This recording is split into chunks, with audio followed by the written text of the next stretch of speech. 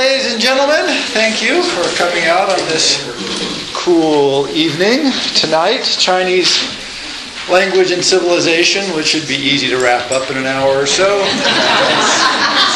There's so little Chinese civilization to talk about. I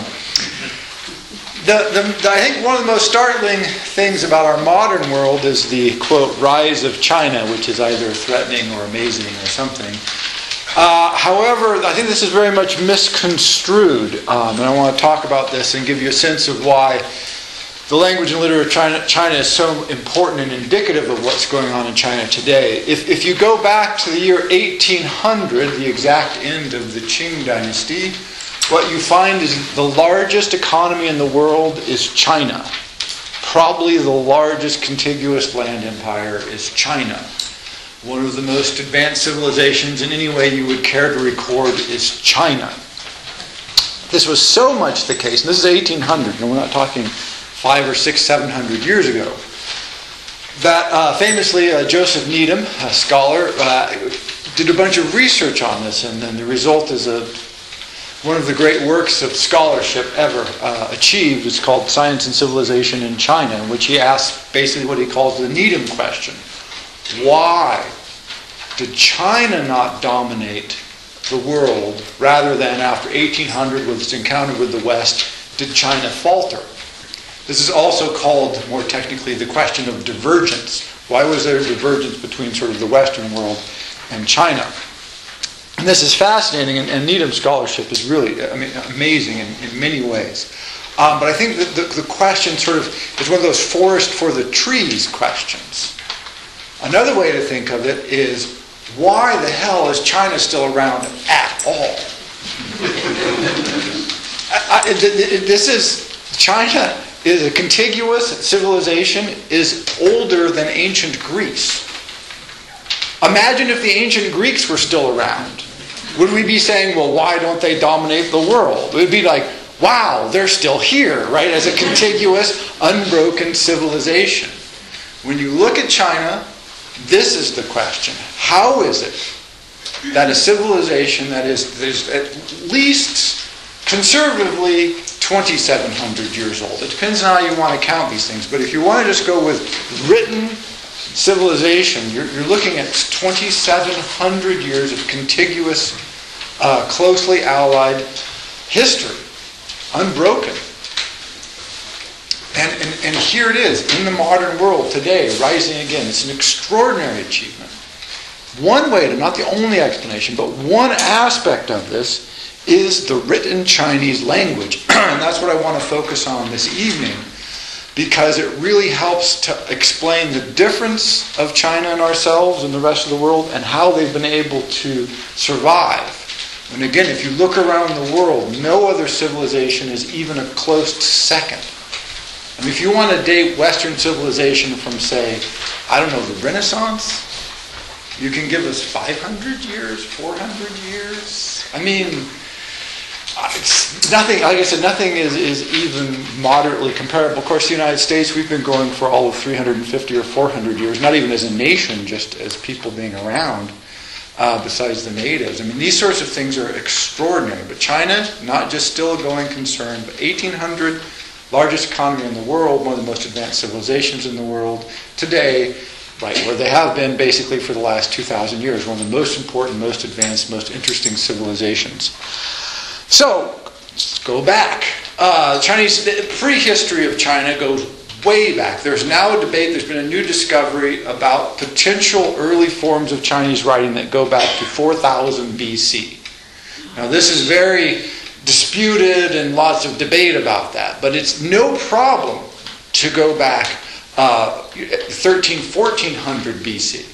This is not debated. This is easily recognizable Chinese. Lots of broadcastings of Chinese characters that are the equivalent of actual characters still in use today. So on one hand, you have characters, undisputed, that go back directly 3,300 years. Same characters used to mean the same thing. And that's a minimum. That's a conservative minimum. 3,300 years of continuous use, same character, same meaning. This is extraordinarily I mean, there's no even close equivalent of this. But if you really just bring it up to what the major influence is, you want to look at the Zhou period. This goes roughly from 700-ish BC. You can go a little earlier, a little later if you want. I mean, again, the dating of all of this is loose, but 1046, some people date it by to 246 roughly. It's about an 800-year period, 1000 BC to 250-ish BC. This is not imperial China, this is dynastic China. But what's extraordinary about this is it has all the hallmarks of what we would sort of recognize as classical caricature of ancient China. I mean, it's in the right place. It's based on the Yellow River. This would be a little northeast of the Yangtze. Most of the, by the way, I should mention that most of the classical movement of the Chinese language is from sort of northeast to southwest. This is the migration of classical Chinese. So in the Zhou period, again, 1000 to about 250, you have what's called the spring and autumn period, and then you have the warring states period. And what's amazing about this is I like to think of it as sort of the equivalent of a Chinese Renaissance, because you get Confucius, you get Taoism, you get Mohism, you get legalism, you get the notion of the imperial system. It's not in place yet, but you get the idea of this. All worked out in the span of about 200 years. And not just worked out, but written down. Second extraordinary notion here is, so if you think of Confucius around 400 BC, we have texts that are contemporaneous with his life. So we have Confucius texts from the period when Confucius was alive. Again, this is the extraordinary continuity of Chinese civilization. This is over 2,400 years ago. And we don't know if Confucius wrote those texts. He probably didn't. But they were written while he was alive. Just as a comparison to that, the earliest versions of the Old Testament date back, I mean, even pieces of the Old Testament come roughly 2 and mostly 300 years AD, several mini generations post. Because the fragmentary record of what was written down was lost, and you have oral transmission. With Confucius, we've got it. We've got it from the source. The Analects of Confucius, which we'll talk about, are compiled in an early version, 50 BC, so just a few generations after he lived, from, again, living texts. So the continuity is extraordinary. But again, you also get Taoism at this time is rising. And it's rising in the form of the classical Chinese language, which essentially is set by the what comes right after this period is the Qin dynasty. Qi dynasty, sorry, it comes right there. And it's the first imperial dynasty. And with that, you get the setting of the classical Chinese language. This is 200 BC. It's been pretty well established before, but now it's really formalized. And I want to stop now and give you an idea of what the language actually is, because you'll never see more nonsense about something than the Chinese language. It's really extraordinary. I'm not sure why it attracts so much nonsense. It's sort of like quantum mechanics and nuclear physics. For some reason, it just attracts people who know nothing about quantum mechanics or nuclear physics. Chinese attracts people who know nothing about Chinese. Famously, Ezra Pound translated Chinese poems without knowing Chinese, which I think is an interesting sort of approach to poetry, right? And translation. The notion that people, well, I sort of have this vague idea of what Chinese means. And Chinese is not difficult in one sense. It's what they call a logosyllabic language, but it's characters based. Each character represents a sound, hence syllabic, syllable, and a word.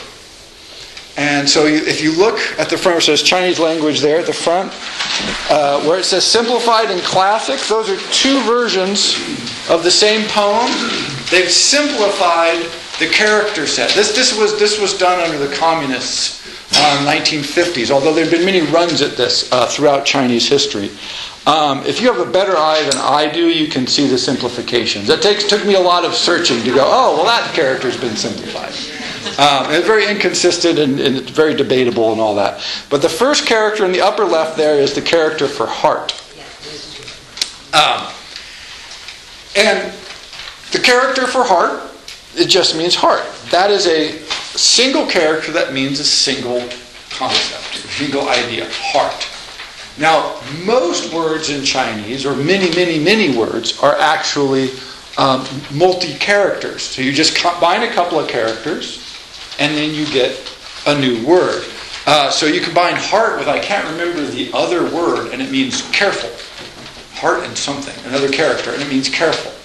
Or my favorite one, or one of the good ones I've been thinking about, is you combine the character for lightning and the character for brain, and you get computer.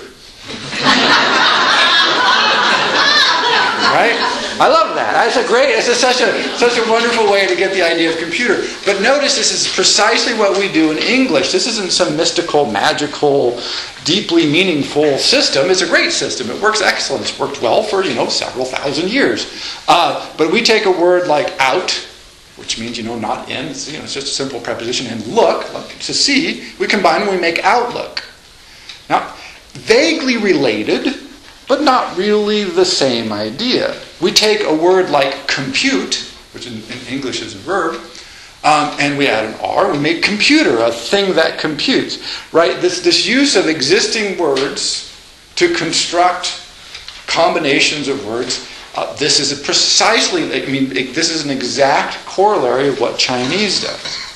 To be a literate Chinese person, a pretty literate Chinese person, you need about 4,000 characters memorized so that you can read them without question. But this doesn't mean you know 4,000 words. That would be silly. It means you know those characters and the vast number of combinations. Right? So, prefixes, suffixes, just like in English. Debate, redebate, pre-debate. Right? Are those good words? They seem like maybe they're not. Right? But we know we have these units that we can mix and match to create new words that have sometimes completely alien meanings. Functionally, this is how Chinese works. Has almost no grammar. Really has no grammar that we would recognize as grammar. This is why translations of Chinese often sound like pidgin. I go school. Right? Well, it sounds silly, but if you don't have the various declination systems, then that's what you get. They have almost no grammar.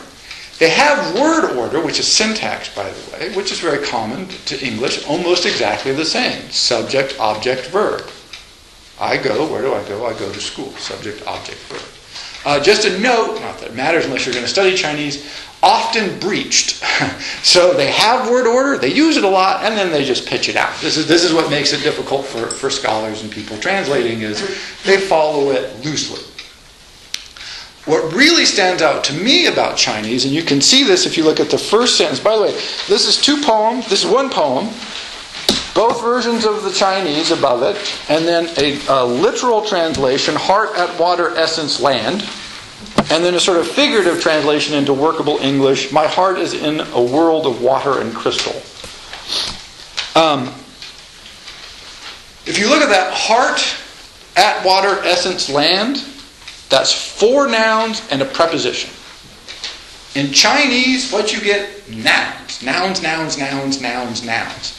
It's like the opposite language from Latin, from which part of our language is derived.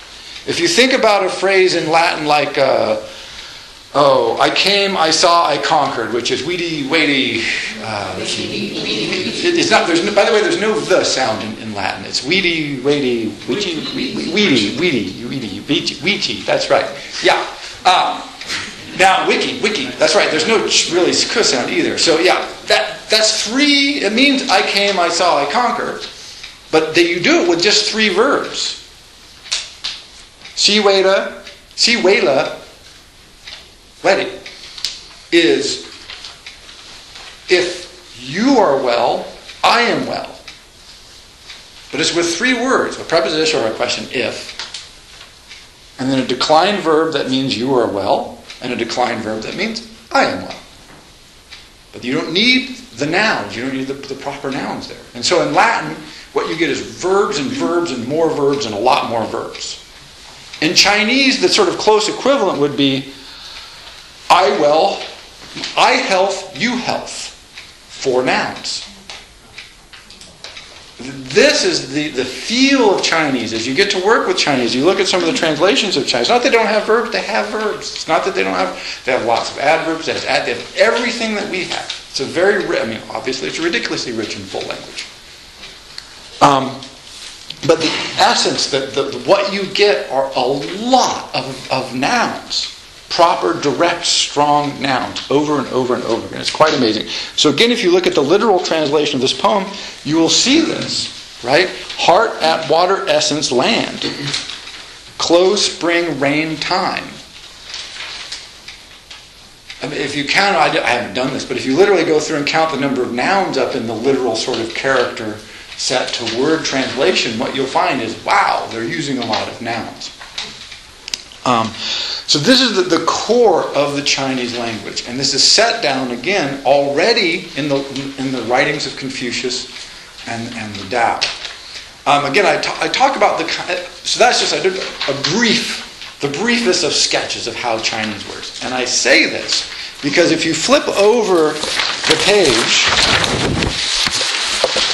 I have produced 3 translations of, this is the first chapter of the Tao Te Ching. No, of Lao Tzu's work. Yeah, the Tao Te Ching. And what you'll see is this incredible deviation. There's a website online, great resource, has 107 translations of the Tao Te Ching. Again, this is why you will not find 107 translations of the contemporaneous work of Confucius. Because he's clear, concise, exact, beautiful, balanced Chinese prose. Well, that's boring. Right? We're not interested in his ideas. We're interested in sort of creating these crazy versions of ancient Chinese. And so I think what this has done is contributed to this notion that it's this light, impenetrable, mystical language that sort of says everything but nothing you can put your fingers on. I really think it's wrong. That's just wrong. Chinese is a clear, balanced, powerful language. Again, nouns. 4 character sets balanced by 8 character sets. And if you look at the works of Confucius in particular, extraordinarily clear statements of ethical interests, conversations, everything you could want. Not in a confusing manner, not in a mystical manner. Very grounded, very clear. For some reason, that half of the tradition doesn't seem to carry quite the mystique. There's questions we can think about why that is. But I just want to clarify that the Tao Te Ching is a difficult work to translate. 1, because of its age, and 2, because when they wrote it in a way so that you couldn't translate it. It doesn't make that much sense in Chinese, really. Right? It's important to remember Taoism at this time is an esoteric religion. It means it doesn't want to tell you what it's doing. And so when you try to translate things that are esoteric, they sound esoteric, no matter what you do. This is not a mistake. This is not the fault of the Chinese language. You can write mystical, verbiage, impenetrable crap in English. Notice the translations here, I think, will give you some good examples of that. You can also write very concisely. You can do both in Chinese, and you can do both beautifully in Chinese. So there's nothing in Chinese that is necessarily or even emphasizes any sort of mystification or lack of clarity, quite the contrary. So, having clarified that, hopefully, just a teeny tiny hint of how Chinese works. The timeline, again, so back to Confucius and Lao Tzu. Lao Tzu probably never existed. Confucius definitely existed. You get the Taoist tradition, you get the legalist tradition, you get the Moist tradition, and you get the Confucius tradition, and others. It's called the Spring and Autumn period. I love that name for it. The Spring and Autumn period. Because again, it's like this renaissance of all of these ideas, all of this cultural mixing taking on in China. Then you get the Qi dynasty comes in and burns a lot of books, but sets up the first official empire recognized. This is the Chinese empire for the first time. Only lasts a brief time. Much more importantly is the Han dynasty. Han Empire is set up. They come about 200 BC and last about 400 years to 200 AD. Of what they do that's important besides, centralizing, getting rid of the sort of legalist repressive nut jobs that were there before them, always good. One, they become officially Confucianist. So this is the first time that Confucianism, which has been around and been influential since his time, he was influential in his own lifetime, becomes the official doctrine of the imperial household, which makes it, of course, the official doctrine of everybody who has any interest in doing anything and getting ahead in the world. And they establish a unique institution in the ancient world, an early version of the exam system that changes and evolves and really gets formalized in about 600, about 400 years later. It gets totally emphasized and developed and lasts until 1911. So it's a 1700-year, more or less continuous system of exams. This is crucial for a couple of reasons. One, the exam system said, hey, anybody in our community, anybody in the world, in theory, in practice, of course, this doesn't work out, can take the exams and become an imperial minister. You can work for the state. It's the way you get a job with the state. Prior to this, the way you did jobs was the aristocratic way. Your uncle is the Duke of this, and his cousin needs a job, and so it's patronage and power favors to the military and to the landed aristocracy. If you want to be an empire, this is a dangerous system because it means all the local aristocracies maintain all their power. And you always are trying to balance one against the other. What the exam system has done since its inception, and again, Han Dynasty, a very early rudimentary aspect of this, was say, no, we can bring other people in and we can distribute them all over the empire. And so it gave the imperial court a basis of authority outside the aristocracy. This is great if you're the imperial court. Second, it also for the first time allowed essentially talent to rise. One of the things to understand about China is it's huge. In ancient terms, it's truly immense. And it's very densely populated. And it's what's called an integrated economy. So if you want to feed people in northwestern China, you're probably going to need foodstuff from the southeast. Well, how do you get it there? The Chinese, like us, love roads. They love canals. They love irrigation. They've been doing incredible feats of engineering from the beginning because they've been trying to develop this integrated economy. A very modern economy, actually. You don't want every little principality and kingdom to be independent. You want them to all trade with each other, to diversify, do what they do best, and ship the excess someplace else. The only way that works, however, is if you have peace and harmony. And so the imperial system was a way of establishing peace and harmony and then distributing the talents that you need, because if you need a canal, you need somebody who's educated, knows how to build canals, do tax system, collect taxes, settle legal cases, right? All of this bureaucracy rises up. It's right there, by the way, bureaucracy, right there. As soon as you get any kind of government, bureaucracy.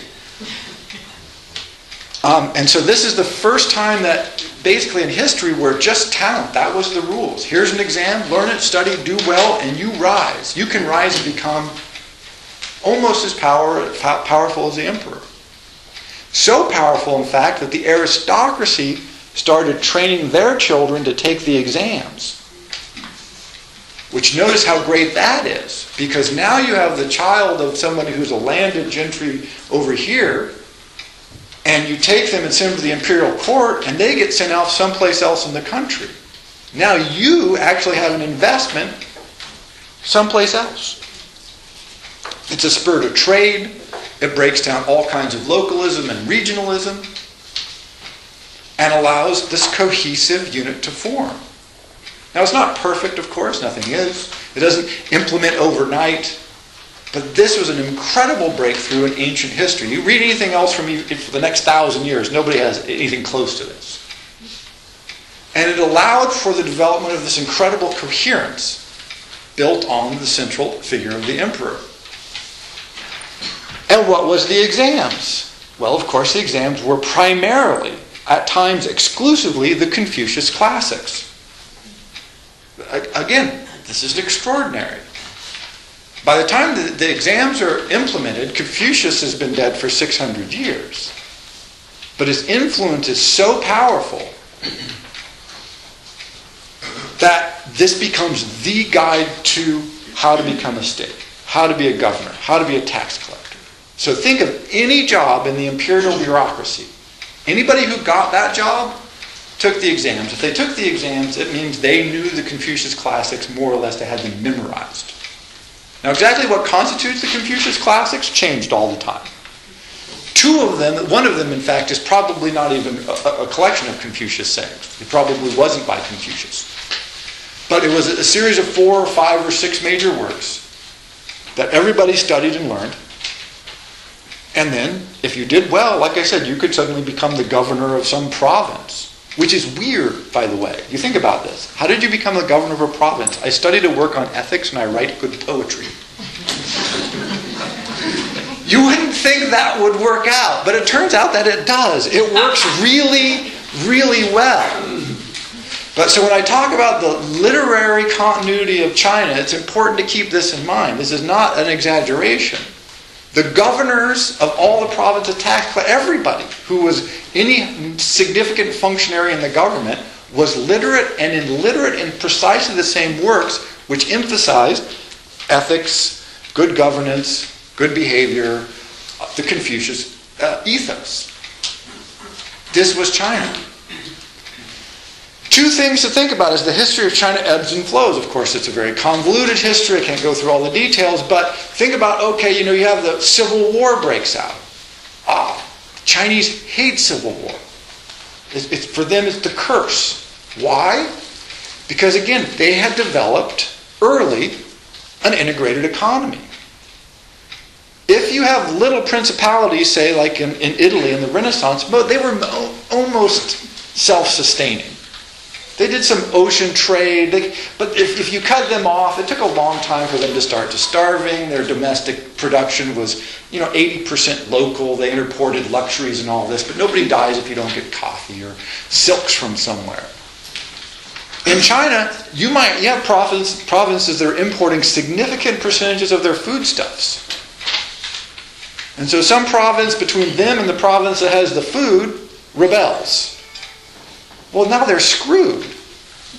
And everything was interlinked all over the country this way. And so anytime there was civil unrest, it wasn't a little disturbance. It wasn't like, a local war between these two people. Basically throw the whole economy of the country off. And led to mass famines, mass starvation, huge population shifts as people tried to move towards where the food was. And so the desire to reintegrate was very strong and consistent. And so China would go through these periods of pretty stable imperial rule, and then because of outside forces or internal tensions, break apart. And then almost instantly they start to get back together again. And as soon as they got back together, everybody said, let's put the exam system back in and get this thing rolling. If you're an outside invader, let's say you're the Mongols. Mongols tried to break the exam system. They canceled it. It did no good. The Confucianism by this time is too well established. So they roll in and they say, right, that's it. We've taken over. 1, there's not that many Mongols. Certainly not enough to swamp the population. There may be 3, 4, 5% of the population. So great, we're not going to have all of these Confucius scholars around who don't know what to do. We are military men. Excellent. Great. Hey, excuse me, General. We've got some flooding down in the southeast and it's threatening the rice crops, and we've got this dike issue, so we're thinking, what do you want to do about the dikes? And they're like, who did you guys have take care of that before? Oh, we've got this Confucius scholar guy, see? And he does the dikes down there. And they're like, yeah, okay, send him on it. We'll put him on it, right? And it took about 40 years before the Mongols are speaking Chinese, and they're using the local officials. And they never reinstituted the exam system at the imperial level. But it didn't matter. The Confucius influence was so strong, regionally and locally, and the demand for the skills that had been sort of monopolized by the scholars is obvious, right? You can take over, you can be a military people, all this, but if you want to collect taxes and interpret the law and build bridges and keep the dikes and dams and rivers going and expand the irrigation systems and move the foodstuffs where they need to be in such a massive country, well, you know what? You need some bureaucrats.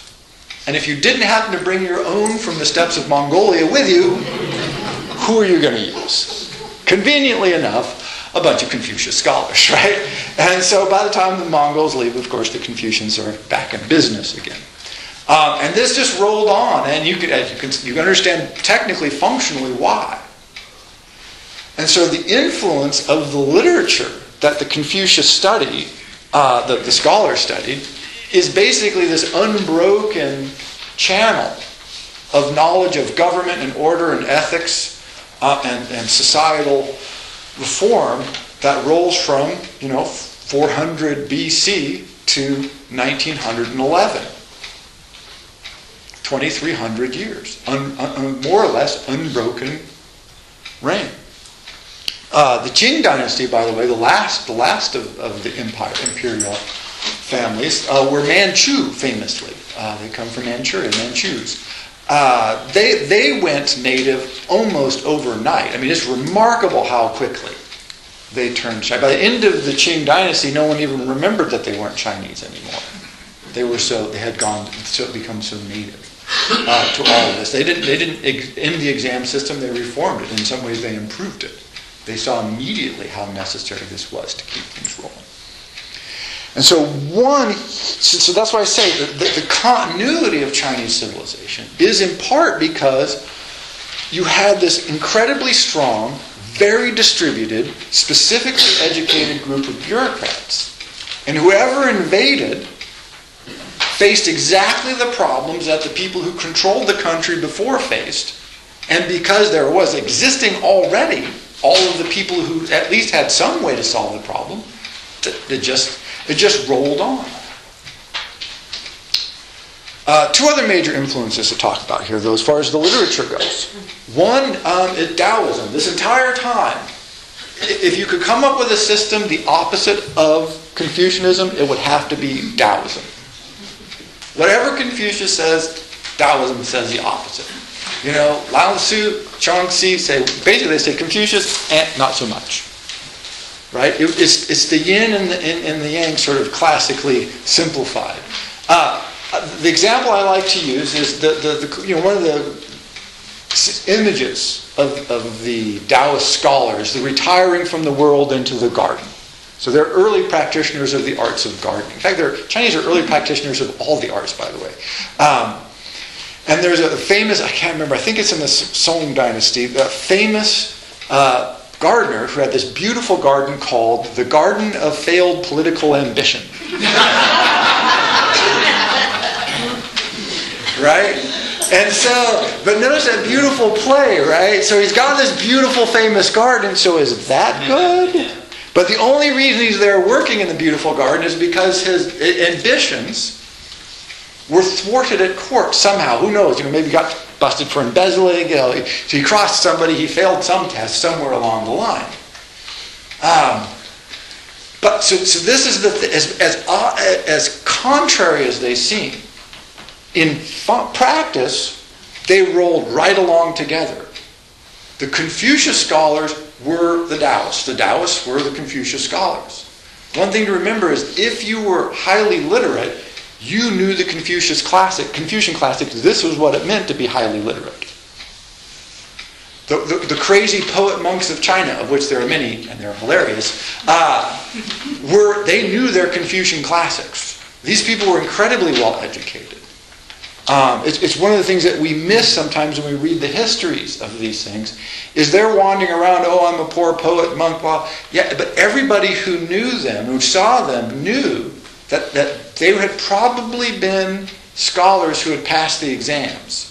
And if you were a scholar who passed the exams, it meant today you might be begging with a rice bowl, and tomorrow you might be governor of the province. Everyone knew this. Do you see how that marks you aside? So you aren't just a random illiterate peasant. If you're a random illiterate peasant, people throw rocks at you. If you're a random literate Taoist guy, people are like, oh, he's educated, he's literate, he's probably got contacts with the imperial palace or the local magistrates. So, hey, let's treat him nice. It's a very different relationship in a country that's mostly illiterate. Of course, by the way, most of the history, most of the people illiterate, of course, like with any other country. Although a relatively high rate of literacy by historical standards. So what seemed to be two completely conflicting systems, in fact, functioned very well and rolled on together throughout Chinese history. And they informed each other, communicated with each other. And if you read the literature that we talk about, you'll see how this works. So you have the river, and then about 600 AD, remarkable journeys start to take place. Where Chinese scholars, one of them we have the record, a very clear, amazing record called, I think, Journey to the West. Something like the account of the Journey to the West. Going to India, because they had gotten word that there's this thing called Buddhism. Some Indian monks are coming, which knows to the Chinese this is to the West. So when they go to the West, they go to India. We don't think of that as going to the West, but that, of course, for them is the West. You go to the West, and then they went and they got Buddhism. And so you start getting this incursion of Buddhism into China. Happens slowly, happens over a long period of time. All the Sanskrit and Pali classics are translated into Chinese. And then once again, they just absorb it. It just becomes part of the Chinese classics. And so they mix Buddhism, Taoism, and Confucianism, which again, on the outside, if you just read the text, you would go, these people have nothing to do with each other. Like if you had no knowledge of history and they said, read these precepts, and read these precepts, and ask me if those people are going to get along. You're like, no, there's going to be a religious war, and somebody's going to triumph, and it's certainly not going to be the Taoists, because they're going to retreat the entire time. But in fact, no. They form this sort of syncretic hybrid that any literate Chinese person would know the Buddhist classics after 600-700, would know obviously the Confucius classic, of course, is the core, and would know the Taoist classics and believe in them and order their lives to the extent that people do along those lines. They didn't believe in them a little bit, they believed them a lot. This is how you make a society function, and this is how you make a life function. And so you have this bizarrely educated group of humans selected out from hopefully the best and brightest of your population, who for roughly 1,800, 2,000 years form the core of the administrative elite of your country. This turns out to be hugely stabilizing and amazing, and it produces all kinds of things. One, it produces a lot of art and a lot of good writing. This is when I said at the beginning, 1800, largest GDP in the world, China. One of the most advanced countries in the world, China. Why? Well, because they've been rolling for 2,600 years at that point.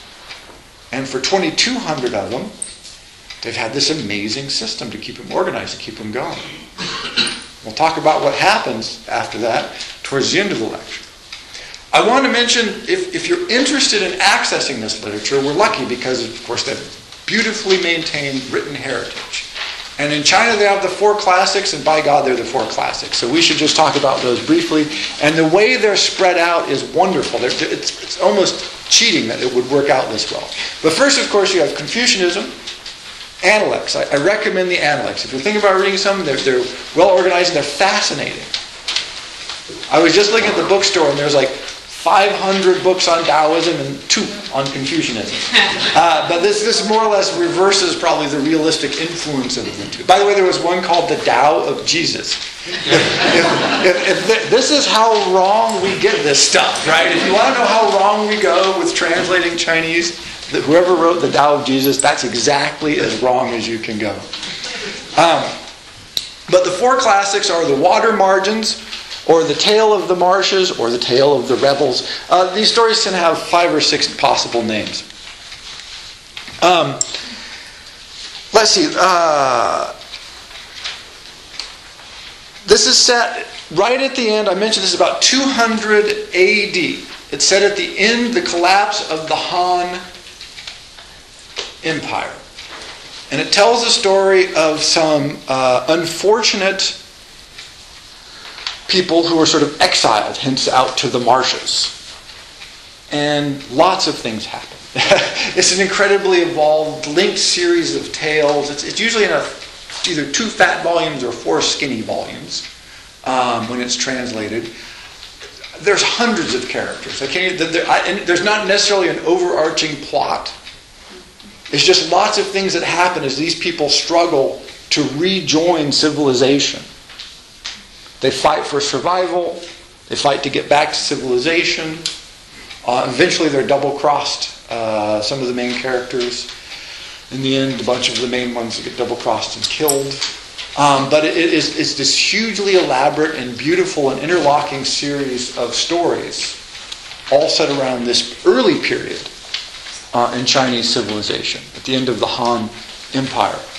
Now, what's significant about this is because there's so many stories and so many characters, it's like a kaleidoscopic review of Chinese civilization at the time. We would kill to have this sort of text for almost any other ancient civilization. It's amazing. So again, you can read that one, highly recommended, fascinating. The next one in time is called The Romance of the Three Kingdoms. And this is set... Wait, did I get that backwards? That's set at the end of the Han Dynasty? Oh, I'm sorry, right. Water Marshes is set later. I'm sorry, Romance of the Three Kingdoms is set at the end of the Han Dynasty. So I should write these dates down. Water Marshes is set a little later in the... It's written in the 14th century, Ming Dynasty. Ming Dynasty, thank you. Yeah, it's written in the 14th century, set in the Ming Dynasty.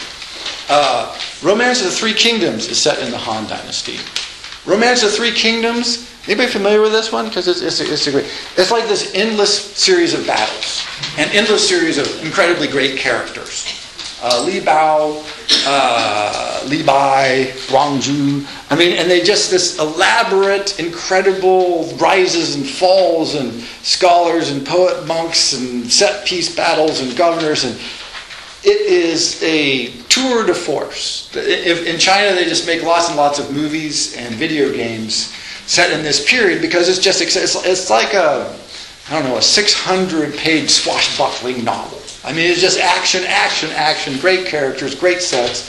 Like I said, rises and falls and collapse and escapes and captures, and it's crazy. It is like an action-adventure movie for 600 pages, all set at the end of the Han Dynasty. Then you get the Journey to the West, which is set in the Tang Dynasty. Notice how these are spaced out. This is why this is so beautiful. The four classics are spaced beautifully out through the history of China. So this is about 618-907. Now, the Journey to the West is a fictionalized account of the actual journey that one monk in particular, whose name I forget, Wang Zhu, I think, took. Remember I mentioned that they actually went to get Buddhism in India and explore it. They were on their way to Angshan, I believe.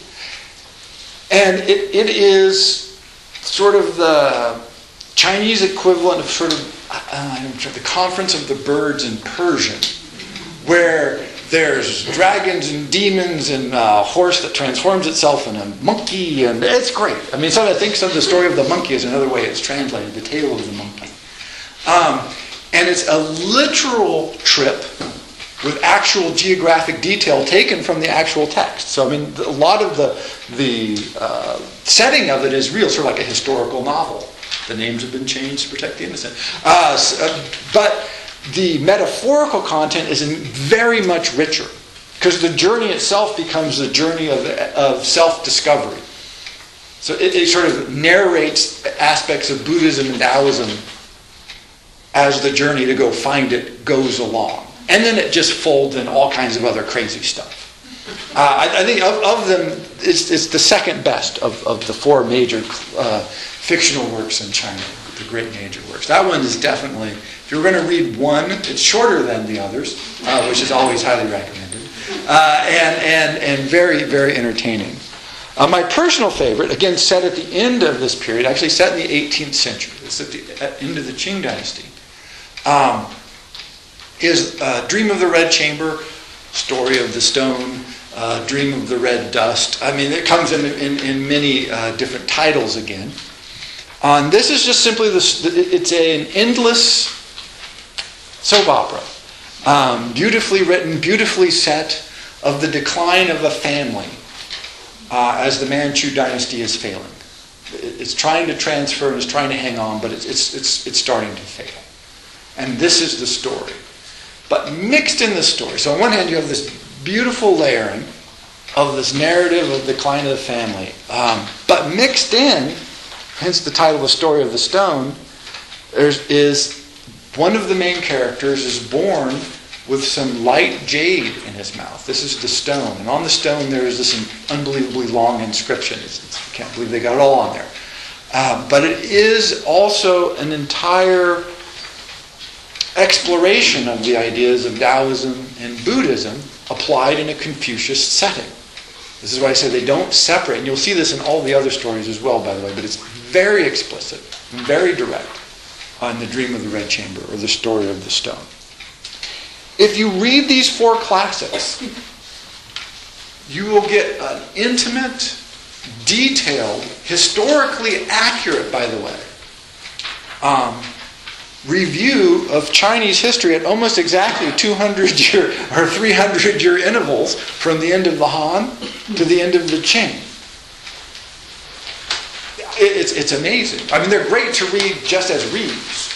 But when you're done with them, you can really develop a feel for the different aspects of Chinese civilization and culture. And I really recommend those.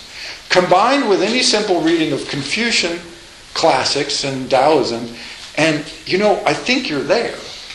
You can really get a good grasp of this, more than I think any other civilization that's this old, because China has lived continuously. It's never failed. So it's a living tradition. It's a living heritage. So it's 1800 again. End of the Dream of the Red Chamber. That's the end of the dream. We know what happens then in China. Largest GDP in the world. Largest population probably. Yeah, certainly. Very advanced. Opium wars are about to kick off. And again, what you need to grasp here is that what the Opium Wars break is the imperial aura begins to collapse. And with that, social order, and with that, everything. So the Opium Wars, there's two of them, not hugely damaging loss of life, but more or less destroy the Chinese economy, which then, of course, begins to cause a whole series of ripple effects. And you slide into civil war. You slide into a whole series of regime changes and attempts to struggle. And theoretically, this is resolved vaguely in 1911 with the establishment under the Kuomintang of the sort of a modern state. But it's not a modern state. It's nothing. It's like the window dressing over chaos. Nothing has been worked out. You have Japan creating havoc in one part and threatening. You have 4 or 5 different political factions negotiating to try and gain power. They never really control the entire country. Warlords control whole sections of China at this period. And again, I keep mentioning the integrated economy because when one part breaks down, the whole country starts to fail. And one of the things they tried to do away with was the imperial exam system. We're going to get a modern education. So what happens when you eliminate the imperial exam system and you have no schools per se, by the way? Because, of course, you had other schools. You have a modern state with, an attempt at a modern state with no educated bureaucrats at all. This, of course, doesn't work at all. This was a miserable failure, and very shortly they tried to begin reinstating the exam system that looked almost exactly the same as the exam system had looked for all the years before. So this struggle goes along, modern China, the suffering and the struggling, and then the communists take over eventually, which would theoretically might have been a good thing because they did finally sort of unify the country. Things started to improve a little bit. And then you got the Great Leap Forward. The Great Leap Forward was an attempt, ill-considered, to modernize China. What it did is cut life expectancy almost in half, starved, we don't know how many millions of Chinese to death, and just wrecked everything. If you wanted to wreck everything, you couldn't have done a better job than the Great Leap Forward. It was an attempt to leave everything that had made China successful, again, 1800, largest economy in the world, behind. They said, we're going to overleap all this. We're going to start over with a new system. By the way, Stalin tried something very similar in Russia with very similar results. So then you get internal turmoil in China. This gets fought out. Deng Xiaoping, among others, attempt to modernize the Chinese economy a little bit, import Western ideas, meld them with Chinese ideas, get things going again. This results in the Cultural Revolution, which is really a counter-revolution, which was a conscious attempt. The Great Leap Forward seemed to be mostly a goodwill attempt to try and modernize China at the highest rate of speed. Cultural Revolution, Mao and his supporters said the reason we're not modernized, the reason we're not being able to do this, the reason the communist revolution is not succeeding is because of Chinese heritage. He said, this is the problem. All of this stuff that we've inherited for over 2,000 years is holding us back. We're going to get rid of it. The Little Red Book was an attempt to replace the Chinese classics, most notably Confucius, with a book that looked exactly like the Confucius classics, by the way. One of these hilarious moments in history, but with a new Confucius classic.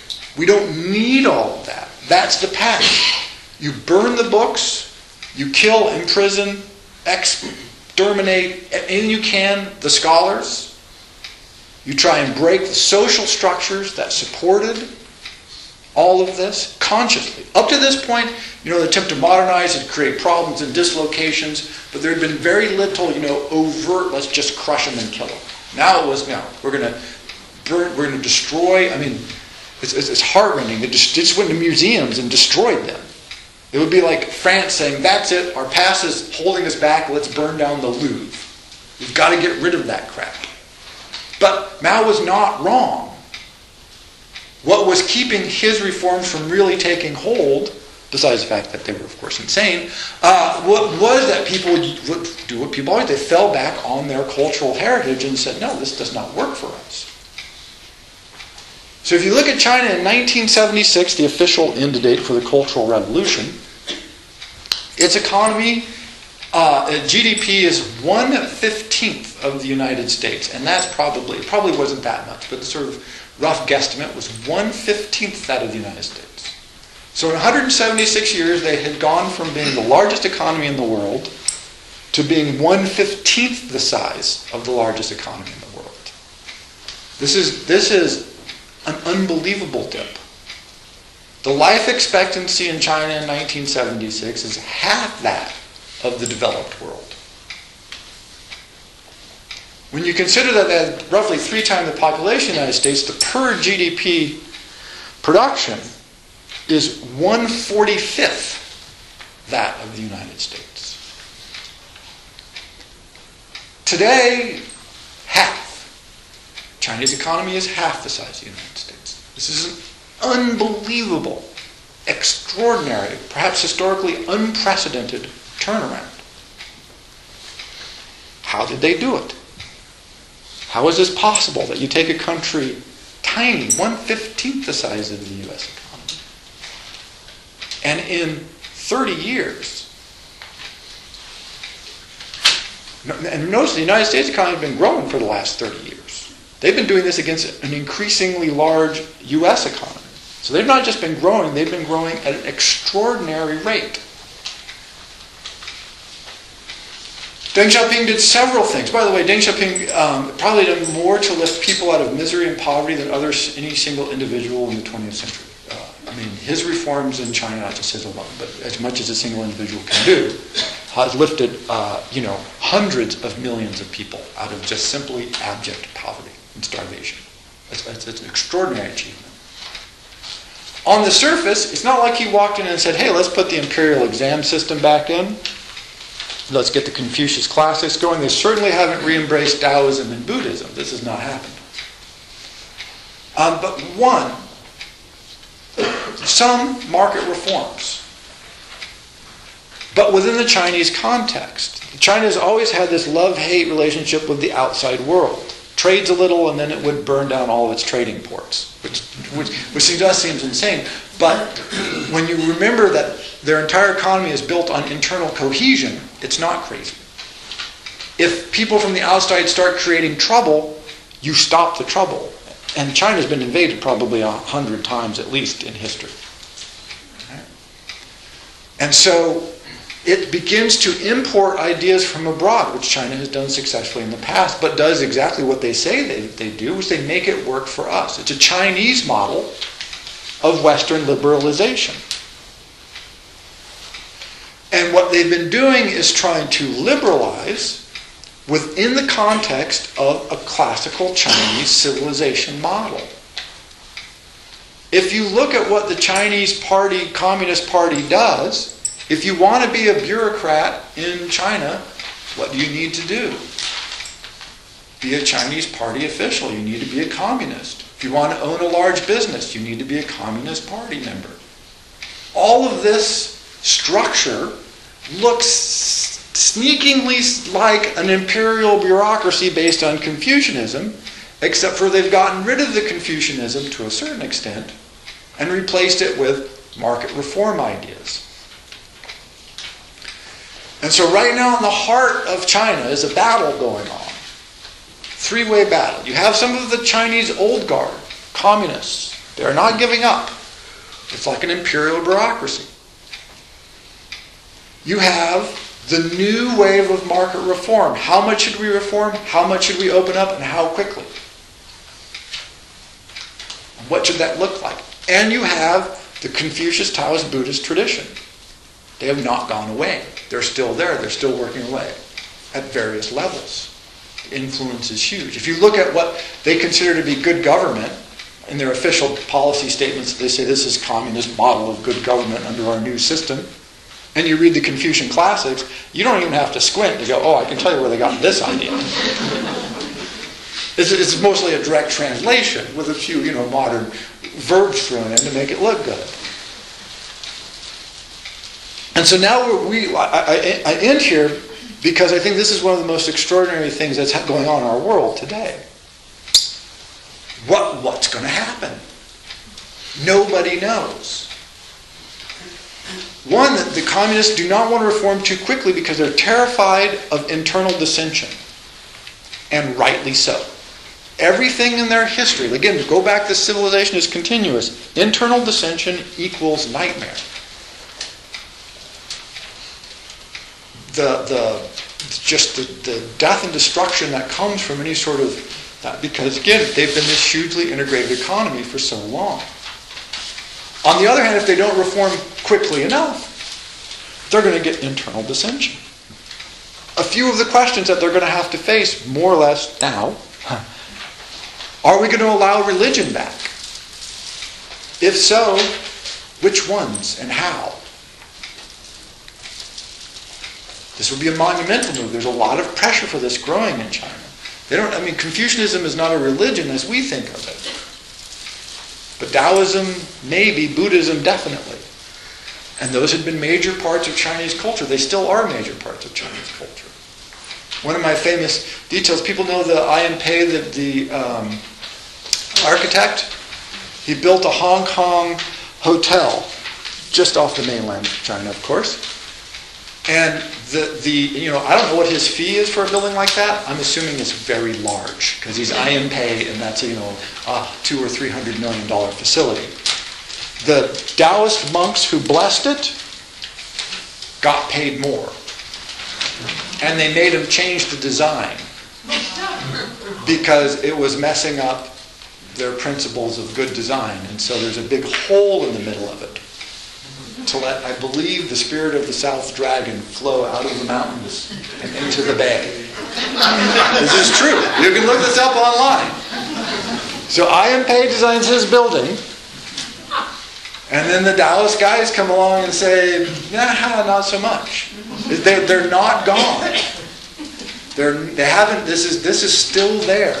Not just in Hong Kong. It's all over China. Because Taoism has this folk element to it. Confucianism is not gone. My friend Young Sing Wu, her father, first generation came over. Her father's a physicist.